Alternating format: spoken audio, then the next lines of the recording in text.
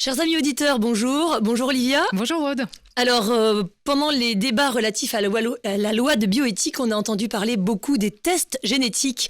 C'est notre sujet du jour. Olivia, rappelez-nous de quoi est-ce qu'il s'agit?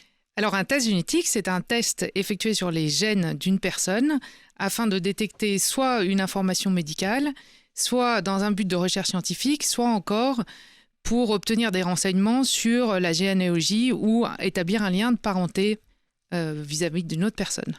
Alors, quelle est la réglementation en vigueur en France? C'est strictement encadré en France.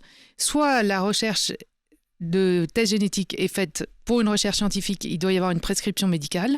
Soit c'est dans le but de rechercher une maladie ou une prédisposition à une maladie, et là encore, il faut une prescription médicale. Soit c'est une recherche qui est faite dans un cadre judiciaire, c'est ce qu'on appelle les fameuses empreintes ADN, donc qui peut être un cadre judiciaire pénal ou un cadre judiciaire pour établir une filiation. Et là, il faut une décision judiciaire qui permette cette recherche ADN.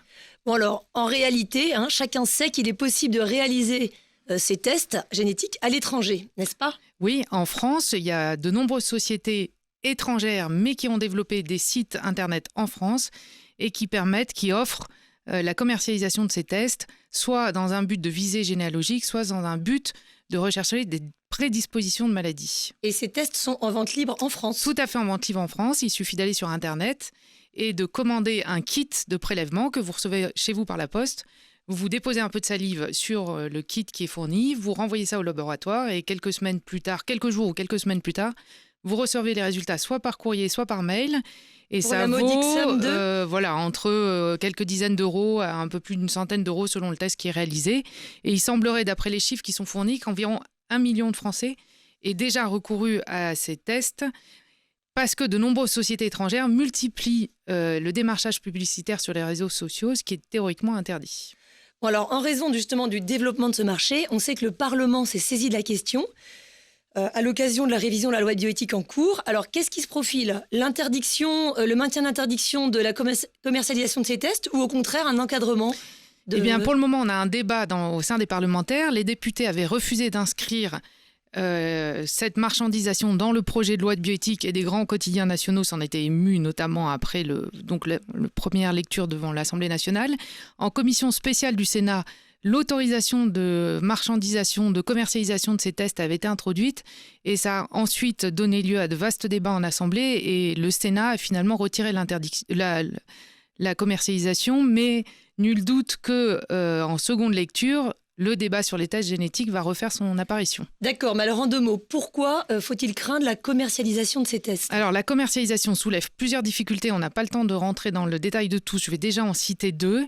La première difficulté, c'est qu'on transmet à des sociétés commerciales des données sensibles, c'est-à-dire nos données génétiques. Or, ces sociétés sensibles vont être exploitées par les sociétés opératrices, elles comprennent nos données ADN, mais aussi des questionnaires que les sociétés commerciales demandent de remplir à cette occasion et qui portent sur les détails de votre apparence physique, vos maladies, vos allergies, votre sexualité, etc. Et lorsque vous envoyez vos tests ADN avec ces questionnaires, les sociétés commerciales vous demandent une fois pour toutes votre autorisation d'exploiter ces données.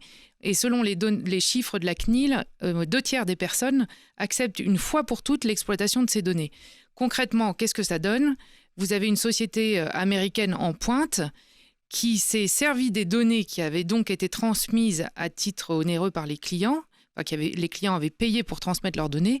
La société a fait des recherches pour développer un médicament sur la base de ces données qu'elle va ensuite commercialiser, notamment auprès des clients qui ont transmis leurs données. En fait, elle devrait rémunérer les gens qui envoient leur petite kit de salive là. Tout à fait, c'est un modèle économique quand même très, très marquant. Et pour aujourd'hui, on a le temps d'aborder une deuxième difficulté. Une deuxième difficulté, c'est que quand on transmet ces données génétiques, on a l'impression de transmettre ces données personnelles. Or, les marqueurs ADN sont présents à toute notre parentèle, notamment nos parents, dans les plus proches, nos parents, nos enfants, nos frères et sœurs.